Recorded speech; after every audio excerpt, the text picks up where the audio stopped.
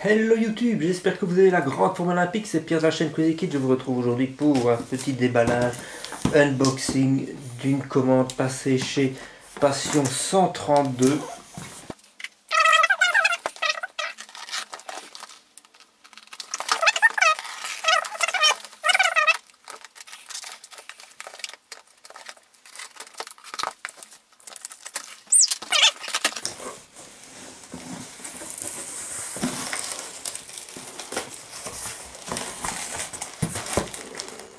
Ok, alors toujours les fameux coussins d'herbe.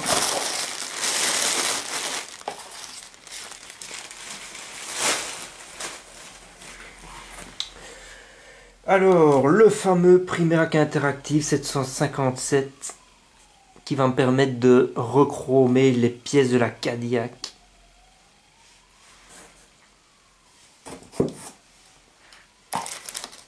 Je me suis dit que j'allais tester des pinceaux de chez Humbrol.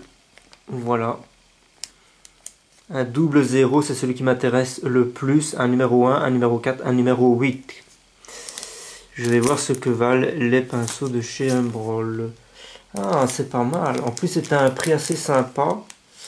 Vous voyez, les pointes ont l'air superbes. Et en plus, ils ont une protection en plastique. Et c'était vraiment un prix très sympa. C'est dommage que je n'ai pas retenu le prix parce que quand je vois la beauté des pointes et la manière dont c'est emballé, c'est mieux que ce que j'avais eu chez Italeri où là, les poils étaient un peu bizarres. Et alors on voit que c'est le fameux groupe Hornby qui fait aussi des trains électriques et des circuits de slot car. Voilà. Humbrol. J'ai racheté un filtre pour la cabine. Voilà, comme ça je repartirai à neuf en 2022. Ok, c'est le bon filtre. En le voyant comme ça j'ai eu un petit doute, mais ça va, c'est le bon filtre. Alors là il y a une boîte. Ici c'est la commande avec le check. On va voir si tout est bien là, nickel. Ah, voilà le fameux Chrome AK477 Extreme Metal de chaque interactif qui va me permettre de passer derrière le primaire noir pour rechromer les pièces de la Cadillac. Donc ça c'est magnifique, je vais vraiment pouvoir avancer sur cette magnifique voiture. Et ensuite j'ai acheté des peintures appliquées au pinceau mais qu'on peut diluer pour l'aérographe pour faire la figurine de la Cadillac. Voilà, j'ai acheté chez Valero. Alors là, je vais en parler après. Voilà, du Brown Sand de 70876. Je me suis fié à ce qui était conseillé sur la notice. Et puis, je me suis un peu inspiré de la notice pour commander ça dans cette marque-là. Parce que j'aime bien cette marque-là pour travailler au pinceau. Or, les figurines, en général, je fais ça au pinceau. La figurine vient de chez Hasegawa et Hasegawa il renseigne les peintures de chez Mr. Hobby. Donc voilà, j'ai repris le nom de la peinture Mr. Hobby et puis j'ai essayé de trouver plus ou moins l'équivalent en Valero. Voilà. Ensuite j'ai acheté Basic Skin Tone 70815 de chez Valero, mais ça fait un peu très rose apparemment. Mais j'ai aussi acheté le Light Flèche 70928 de chez Valero. Et là, je verrai ce que ça donne. Lequel des deux pour faire... je sais pas, mais celui-là me paraît un petit peu plus adapté quand même. Je ferai des tests avant l'application. Et alors, pour faire les cheveux, il conseillait du doré.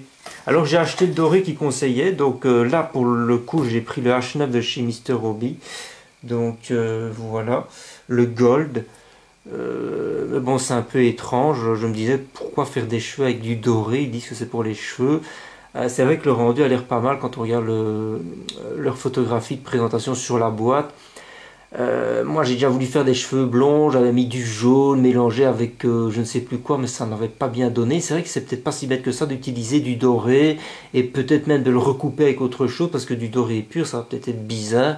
Donc je verrai bien comment je vais faire.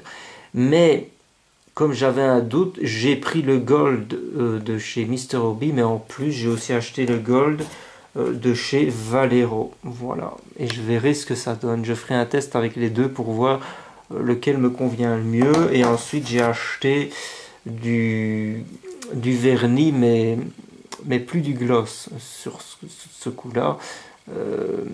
J'ai pris du flat et ça c'est pour les figurines, parce que les figurines brillantes je trouve ça un peu bizarre.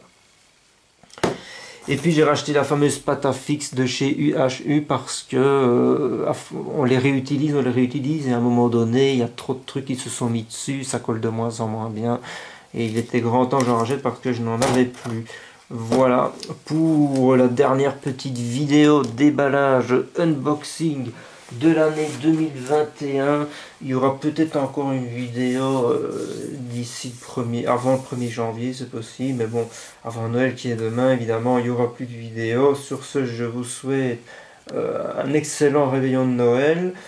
Je vous dis à la prochaine, portez-vous bien, ciao ciao.